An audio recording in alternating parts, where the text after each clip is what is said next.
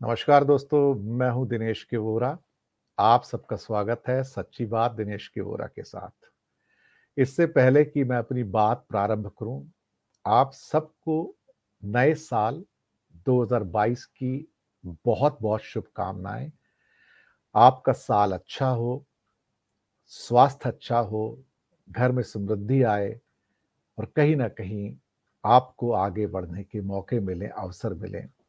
ये आपके परिवारों के लिए, आप सबके लिए हमारी ओर से, लव टीवी की ओर से शुभकामनाएँ हैं। बात आज करेंगे चीफ जस्टिस ऑफ इंडिया के द्वारा एक मुंबई प्रेस क्लब की वर्चुअल मीट पर जो बातें उन्होंने कहीं और उसकी क्या महत्ता है आज के समय में, जबकि आज हर ओर जब चरित्रहीनता नजर आती है, मोरालिटी एक नए लो पर जा रही है, जहां पर साम दाम दंड भेद से सत्ता पाने की होड़ लगी रहती है और जहां पर प्रेस यानी कि पत्रकारिता शायद अपने इतिहास के सबसे निचले स्तर पर आज भारत में दिखाई दे रही है, उस मौके के ऊपर मुख्य न्यायाधीश Shri Ramana ji, chief justice of India Ramana ji ने जो अपनी स्पीच दी है, उसके बहुत मायने हैं और बहुत इंपॉर्टेंस है। आपसे गुजारिश करूंगा कि लाउड टीवी को सब्सक्राइब करें। न्यूज टाइम दिनेश के वोरा न्यूज वर्ड जिसके लिंक नीचे दिए हैं उसे भी सब्सक्राइब करके निडर, निष्पक्ष और निर्भीक पत्रकारिता को बढ़ावा दें। हमेशा हम कहते हैं कि निडर, निष्पक्ष और निर्भीक पत्रकारिता, इन तीन शब्दों का अक्सर उपयोग किया जाता है और इन्हीं के बारे में आज चीफ जस्टिस रमन्ना जी ने भी अपनी वर्चुअल जो एड्रेस था उन्होंने यही कहा। वो लोकतंत्र के अंदर जो आज पत्रकारिता की जो करंट स्टेट है उसके ऊपर बात कर रहे थे। पत्रकारिता में एक्सीलेंस की बात कर रहे थे और सबसे महत्वपूर्ण बिंदु जो उन्होंने आज उठाया वो उठाया कि पत्रकारिता जिसे नोबल प्रोफेशन कहा जाता है, समाज का आईना कहा जाता है, जिसके द्वारा समाज के पास सारी सूचनाएं पहुंचती हैं और हम उस पर यकीन करते हैं कि जो कह रहे हैं, जो पेश कर रहे हैं, जो परोस रहे हैं वो सच है। चाहे वो अखबार के माध्यम से आए, मैगजीन के माध्यम से आए, टेलीविजन न्यूज़ या डिजिटल न्यूज़ के माध्यम से आए, तो उसमें क्रेडिबिलिटी, एक विश्वसनीयता होनी चाहिए। कोई ये कहे कि अगर यहाँ पर दुर्घटना हुई है और उसमें इतने व्यक्तियों की मौत होगी तो कोई मज़ाक के लिए इसको नहीं कहना चाहिए, उसके अंदर विश्वसनीयता होनी चाहिए कि जो वो कह रहा है वो सच है। वो इसी क्रेडिबिलिटी की बात कर रहे थे चीफ जस्टिस रमन्ना साहब। मैंने रमन्ना साहब को पहले भी बात करते हुए सुना है, बड़ी बेबाकी से, बड़े ओपन माइंड से वो बात करते हैं। कहीं न कहीं अपनी शुरुआती दौर के अंदर वो भी पत्रकारिता से जुड़े रहे थे शायद। इस बात की महत्ता को जानते हैं कि क्यों जो पत्रकार हैं या उनके द्वारा परोसी हुई सारी की सारी जो एक तरह से कहानियाँ हैं, कथाएँ हैं, तथ्य हैं, उनकी जो क्रेडिबिलिटी है, जो विश्वसनीयता है, वो कितनी इम्पोर्टेंट है। इसीलिए उन्होंने इसे नोबल प्रोफेशन कहा कि वहां पर बेईमानी की गुंजाइश नहीं है, वहां पर मैनिपुलेशन की गुंजाइश नहीं है, वहां चीजों को तोड़ मरोड़ कर पेश करने की गुंजाइश नहीं है। जो है, जैसा है उसको वैसा ही आपके सामने पेश करना चाहिए। उसी में क्रेडिबिलिटी है, उसी में ऑथेंटिसिटी है और वही नोबल प्रोफेशन है। इसलिए प्रेस को चौथा स्तंभ भी कहा जाता है, समाज का चौथा स्तंभ। जी हाँ, जब हम जुडिशरी की बात करते हैं, एग्जीक्यूटिव की बात करते हैं या फिर हम कहा जाए तो लेजिस्लेचर की बात करते हैं, तो चौथा स्तंभ बाद में मीडिया ही आता है, प्रेस ही आती है, जिसका काम है कि सबकी त्रुटियों को, सबके जो एक तरह से क्या कहते हैं बुराइयां हैं, उसको लोगों को बताए, उनको करेक्ट करने में उनकी मदद करे, सच्चाई को लोगों के सामने लेके आए, विश्वसनीयता के साथ लेकर आए।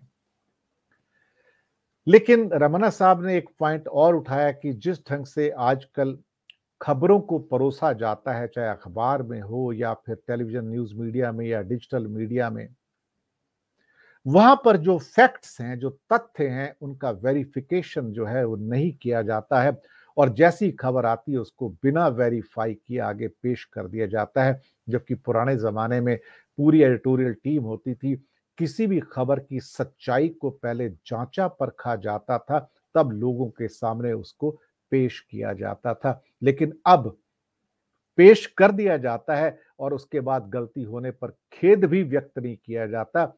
कोई देखा जाए तो किसी को बुरा भी महसूस नहीं होता है। कभी-कभार एक नीचे के कॉलम में अखबार के अंदर के हिस्से में हो सकता है पहले दूसरे कॉलम के आखिरी पेज पर वहाँ पर एक छोटा-सा रिग्रेट खेद आ जाता है और टेलीविज़न न्यूज़ में तो वो भी नहीं आता, बिल्कुल भी नहीं आता और डिजिटल मीडिया तो छोटे मियाँ तो छोटे मियाँ हैं, तो बड़े मियाँ और छोटे मियाँ दोनों ही सुभान अल्लाह हैं। दरअसल कोई भी जर्नलिज़्म, किसी भी किस्म का जर्नलिज़्म जो है, अगर उसमें बायसेस आ जाएँगी, पक्षपात आ जाएगा, तो कहानी का स्वरूप बदल जाएगा, कहानी बदल जाएगी। हेल्दी डेमोक्रेसी जो होती है, वो दरअसल बायसेस को अंदर नहीं आने देती है और बायसेस को अगर अंदर आने दिया तो फिर उसे हम एक फियरलेस एंड इंडिपेंडेंट जर्नलिज्म तो नहीं कह सकते हैं। हमारे इतिहास में इवन भारत के अंदर ना जाने कितने पत्रकार हुए हैं जिन्होंने बिना डरे, बिना सहमे अपनी स्टोरीज को लोगों के सामने उन तक लेकर आए हैं। कितनी उन्होंने हिम्मत दिखाई है, कितनी उन्होंने बात की है, कितनी उन्होंने देखा जाए तो साफ-गोई से अपनी जान की परवाह ना करते हुए लोगों के सामने कहानियाँ और तथ्य पेश किए हैं, तो उनकी बहादुरी को सलाम तो बनता है ना आखिरकार। जब हम फियरलेस और इंडिपेंडेंट प्रेस की बात करते हैं, तो ये तभी तो संभव है जब सामने एक फियरलेस और इंडिपेंडेंट लोकतंत्र भी हो। लोकतंत्र यानी कि एक ऐसा तंत्र हो जो लोगों के द्वारा संचालित हो और वो लोग ईमानदार हों, चरित्रवान हों। अगर वो लोग जो तंत्र को संचालित कर रहे हों, वो अगर सच्चाई वाले नहीं हैं, वो ईमानदार नहीं हैं, वो अगर चरित्रहीन हैं, तो उस तंत्र के अंदर आप फियरलेस और इंडिपेंडेंट जर्नलिज्म की उम्मीद भी मत कीजिएगा। क्योंकि डरे हुए लोग, सहमे हुए लोग आप तक एक सच्ची पत्रकारिता, निडर और निष्पक्ष पत्रकारिता नहीं पहुंचा सकते हैं। फ्रीडम ऑफ स्पीच की बात होती है, फ्रीडम ऑफ एक्सप्रेशन की बात होती है। अगर भारत के लोकतंत्र की बात करें, तो इस तंत्र के अंदर या इस जनतंत्र के अंदर तंत्र तो है, लेकिन जन कहाँ है? जन तो चला गया। यहाँ तो सिर्फ अब कुछ लोग रह गए हैं, कुछ लोग हैं जो तंत्र को चलाते हैं, संचालित करते हैं। तंत्र भी उनके लिए ही काम करता है, आम इंसान के लिए काम नहीं करता है और वो कहानियाँ, वो कथाएँ, वो तथ्य जो लोगों तक आने चाहिए, वो पहुँचाए नहीं जाते या अगर पहुँचाने की कोई कोशिश करे तो उनके हाथ काट दिए जाते हैं या फिर अगर वो कुछ बोलना चाहें तो उनके मुँह बंद कर दिए जाते हैं और अगर वो हाथ में कलम पकड़े कुछ लिखने के लिए तो उस हाथ को पीछे से संचालित करने के लिए कुछ और हाथ आ जाते हैं जो कहते हैं जो हम कहेंगे वो लिख, जो हम कहेंगे वो बोल। इन हालातों में तंत्र कैसे पनपेगा? इन हालातों में जनतंत्र अपनी सांसें गिनेगा कि मेरी कितनी सांसें बाकी हैं। लोकतंत्र का ह्रास तो पूरी दुनिया में देखा जा रहा है, जहां वो अपनी ऐसा लगता है कि अपनी अंतिम सांसें तो नहीं लेकिन हाँ, उखड़ी हुई सांसें ज़रूर गिन रहा है। भारत जैसे देश में जहां 2010 के अंदर क्या कहते हैं रिपोर्टर्स विदाउट बॉर्डर्स के द्वारा जो फ्रीडम इंडेक्स आता है, खास तौर से प्रेस फ्रीडम इंडेक्स आता है, जहां भारत 122वां रैंक था 2010 में, 2020 आते-आते खिसक कर 142 पर आ गया 180 देशों में। और अब कहा जाने लगा कि भारत एक ऐसी जगह बन गई है, it's a dangerous place for journalist और कई रिपोर्ट्स कहती हैं कि 2020 में 4 जर्नलिस्ट, कुछ रिपोर्ट कहती हैं 6 जर्नलिस्ट की मौत हुई है। दरअसल रमन्ना साहब ने बात तो बहुत अच्छी की है, हम उनकी तारीफ करेंगे, फ्रीडम ऑफ स्पीच और एक्सप्रेशन की बात करेंगे, लेकिन ऐसा लगता है हकीकत में कि फ्रीडम ऑफ स्पीच और एक्सप्रेशन संविधान के अंदर, उन पन्नों के अंदर दबे हुए शब्द बनकर रह गए हैं, अब जिनका रियल लाइफ में कोई भी तात्पर्य नहीं है, कोई भी देखा जाए तो कोई स्थान नहीं रह गया है।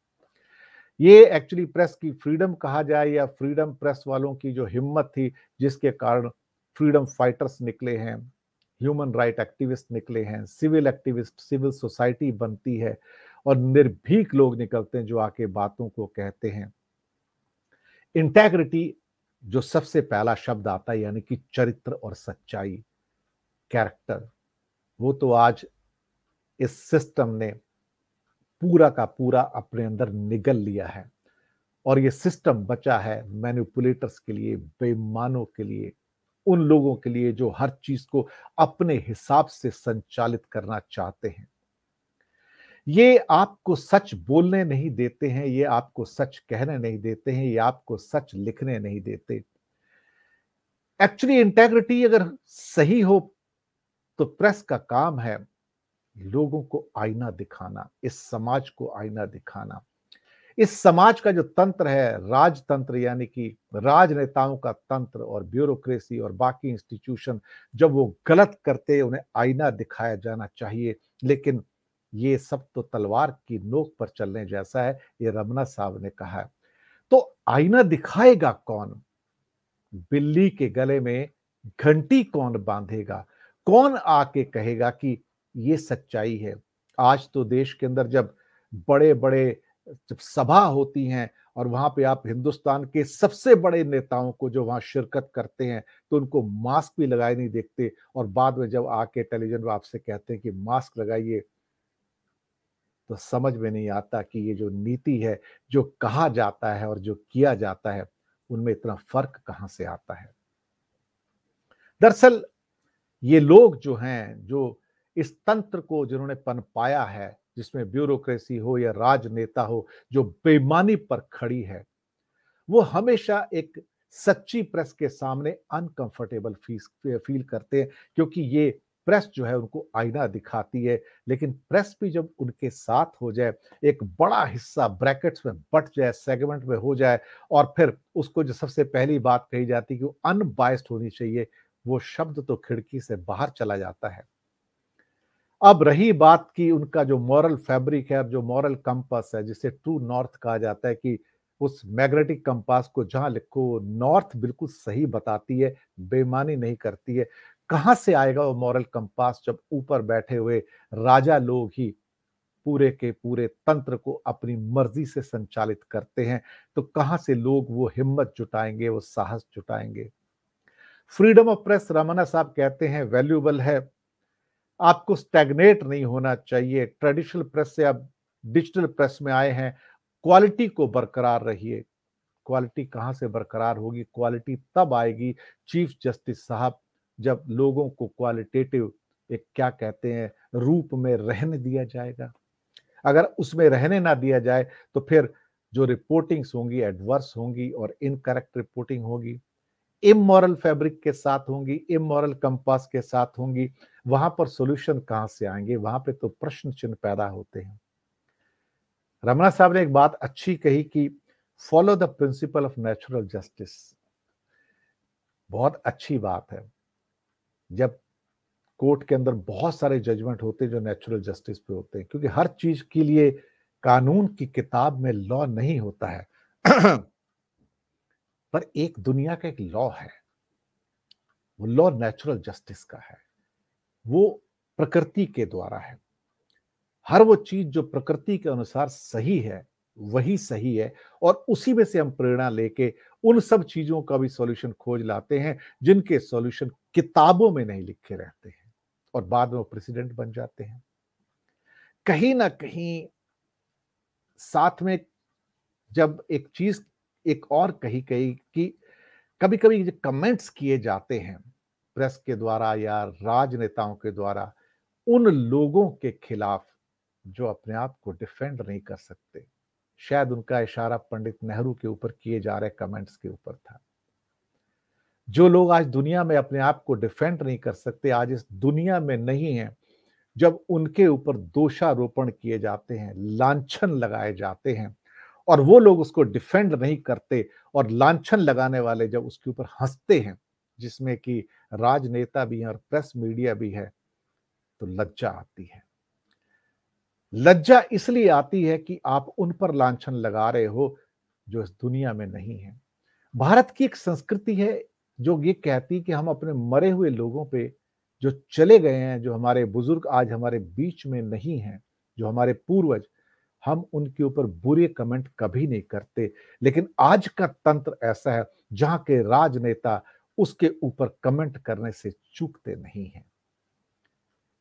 शायद ये उनके संस्कारों की बात होगी। एक इम्पॉर्टेंट बात जब रमना साहब ने कही इसमें, वो ये थी कि जुडिशरी के ऊपर जो मोटिवेटेड अटैक्स हैं, जहां पर जजेस में खामियां ढूंढी जाती हैं, जजमेंट में खामियां ढूंढी जाती हैं, उनकी इंटेंट के अंदर खामियां ढूंढी जाती हैं, तो वहां पर रमना साहब थोड़े से पेनफुल दिखते हैं और कहते हैं कि मीडिया को, जुडिशरी को प्रोटेक्ट करना चाहिए मोटिवेटेड अटैक्स से। मैं उनकी बात का समर्थन करता हूं, बिल्कुल समर्थन करता हूं। वो कहते हैं कि जजेस में ट्रस्ट करो। आपको अच्छा नहीं लगता तो कोई बात नहीं, आप उसकी विवेचना कर सकते हैं, लेकिन सिर्फ आलोचना को लेके आप चलते हैं तो वो उचित नहीं होगा। वो जो रेड इंक के अवार्ड्स दिए गए, जहां पर प्रेम शंकर झा को भी और एक मरहूम दानिश सिद्दीकी साहब को भी अवार्ड दिया गया, अ, हम एक्चुअली उन सभी पत्रकारों को याद करते हैं जिन्होंने कुर्बानियां दी हैं।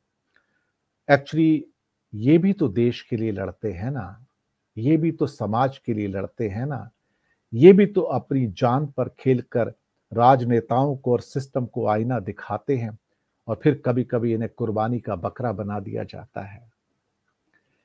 दोस्तों, कहानियां तो बहुत सारी हो जाती हैं, लेकिन रमना साहब ने जो आज खास तौर से निडर, निष्पक्ष और निर्भीक पत्रकारिता पर जो बातें कही हैं, बहुत दिनों बाद किसी मुख्य न्यायाधीश के द्वारा इन बातों को सुना जाना अच्छा लगता है। उम्मीद फिर से जागती है, रोशनी फिर से जागती है कि लोकतंत्र के अंदर आवाजें अभी भी जिंदा हैं, जो लोकतंत्र के लिए लड़ सकती हैं, आवाज उठा सकती हैं, उनके लिए बात कर सकती हैं। सच तो ये है कि हम लोगों ने अपने लड़ने की शक्ति खो दी है, अपने विचार व्यक्त करने की शक्ति खो दी है।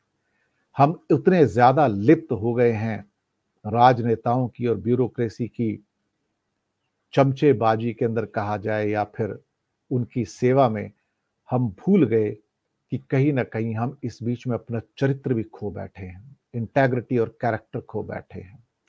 जो देश और जो देशवासी अपना चरित्र खो बैठे, अपनी इंटेग्रिटी खो बैठे, वो देश जितनी मर्जी चाहे तरक्की कर ले, उस देश को कभी मान और सम्मान नहीं मिलता है।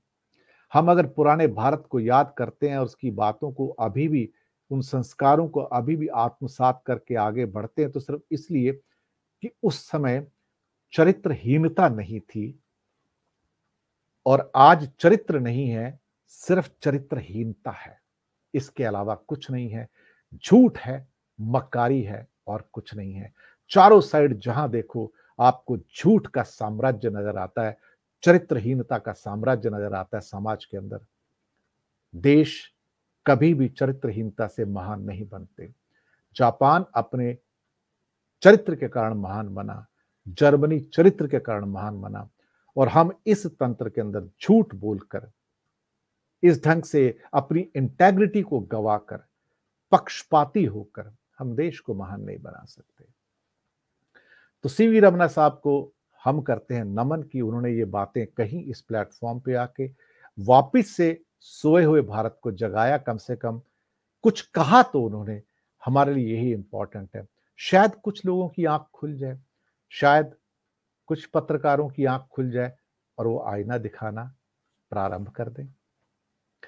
इन्हीं शब्दों के साथ मैं लूंगा आपसे विदा और करूंगा आपका शुक्रिया अदा कि आप हमारे साथ बने रहे। हमारे चैनल्स को, लाउड टीवी को, दिनेश के वोरा न्यूज टाइम और न्यूज वर्ड, इसके लिंक नीचे, उनको सब्सक्राइब कीजिएगा और जाने से पहले हम अपनी ओर से आपको फिर से शुभकामनाएँ देंगे। नए वर्ष की आप सबके लिए नया वर्ष मंगलमय हो, बेहतरीन हो।